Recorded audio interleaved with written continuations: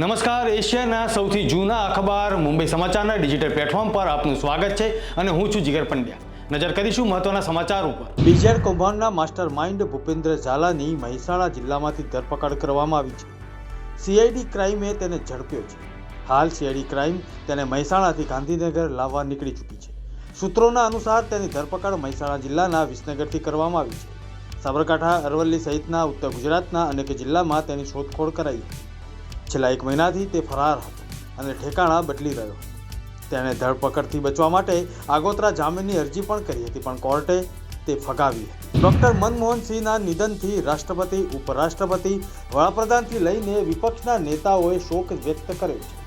કેન્દ્ર સરકારે 7 દિવસનો રાષ્ટ્રીય શોક જાહેર કર્યો છે। તેમના અંતિમ સંસ્કાર શનિવારે 28મી ડિસેમ્બરના રોજ કરવામાં આવશે। આ ઉપરાંત કોંગ્રેસે પોતાના તમામ કાર્યક્રમો રદ કરી દીધા છે। વડાપ્રધાન નરેન્દ્ર મોદીની અધ્યક્ષતામાં કેન્દ્રીય કેબિનેટે શુક્રવારે પૂર્વ વડાપ્રધાન મનમોહન સિંહના નિધન પર શોક ઠરાવ પસાર કર્યો। પંજાબના બઠિંડામાં મુસાફરોથી ભરેલી બસની અકસ્માત નડી। આ અકસ્માતમાં 8 લોકોના મોત થયાના સમાચાર મળી રહ્યા છે। મળતી માહિતી મુજબ મુસાફરોથી ભરેલી બસ પુલ પરથી સીધી ગંદા નાળામાં પડી હતી। 50 જેટલા મુસાફરો સવાર હતા આ બસમાં। વહીવટીતંત્ર અને સ્થાનિક લોકો દ્વારા બસના કાચ તોડીને મુસાફરોને બહાર કાઢવામાં આવ્યા। ગુજરાતના કેટલાક જિલ્લાઓમાં કમોસમી વરસાદ વરસ્યો છે। આવનારા દિવસોમાં ગાજવીજ સાથે હળવાથી મધ્યમ વરસાદની આગાહી પણ કરવામાં આવી છે। સૌરાષ્ટ્ર, કચ્છ, ઉત્તર ગુજરાતમાં વરસાદની આગાહી કરવામાં આવી છે। મધ્ય ગુજરાત, દક્ષિણ ગુજરાતમાં વરસાદની આગાહી કરવામાં આવી છે। કોંગ્રેસે સંસદમાં ગૃહમંત્રી અમિત શાહે બંધારણના ઘડવૈયા ડોક્ટર બાબા સાહેબ આંબેડકરના કરેલા કથિત અપમાન મુદ્દે દેશભરમાં હોબાળો મચાવ્યો અને દેખાવો કર્યા હતા। આવા સમયે કોંગ્રેસે બેલગામીમાં ગુરુવારે તેની કારોબારી બેઠકમાં નવા વર્ષમાં પ્રજાસત્તાક દિન એટલે કે 26 જાન્યુઆરીથી બંધારણ બચાવો પદયાત્રા યોજવાની જાહેરાત કરી છે।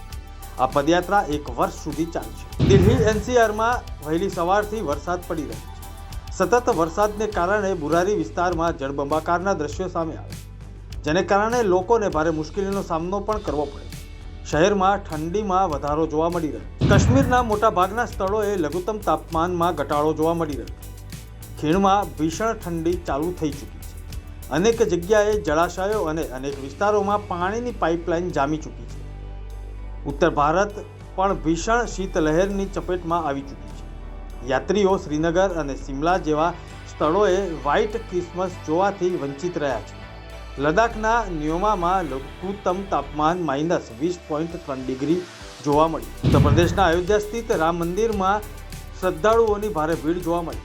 ભગવાન શ્રી રામના દર્શન કરવા દેશ વિદેશથી આવેલા ભક્તોએ જય શ્રી રામના નારાનો જયઘોષ કર્યો। અમદાવાદ મ્યુનિસિપલ કોર્પોરેશન દ્વારા ચાલતી સફાઈ ઝુંબેશના ભાગરૂપે કાંકરિયા લેક ફ્રન્ટ ખાતે આવેલા ફૂડ સ્ટોલના ધારકોમાં ફૂડ ઝોનને ઝીરો વેસ્ટ ફૂડ ઝોન બનાવવા જાગૃતિ લાવવાનો પ્રયત્ન કરવામાં આવ્યો। ભારતના પૂર્વ વડાપ્રધાન ડોક્ટર મનમોહન સિંહના નિધન અંગે શોક વ્યક્ત કરીને શ્રદ્ધાંજલિ આપતા અમદાવાદ મ્યુનિસિપલ કોર્પોરેશનના મેયર પ્રતિભા જૈને જણાવ્યું કે રાષ્ટ્રીય શોકને પગલે કાંકરિયા કાર્નિવલને રદ કરવામાં આવ્યો છે અને ફ્લાવર શો અંગે આગામી દિવસોમાં જાણકારી આપવામાં આવશે। આપણા દેશના પૂર્વ વડાપ્રધાન ડોક્ટર મનમોહન સિંહજીના દુઃખદ અવસાન પર હું શોક વ્યક્ત કરું છું। ઈશ્વર તેમની આત્માને સદગતિ પ્રદાન કરે તેવી પ્રાર્થના।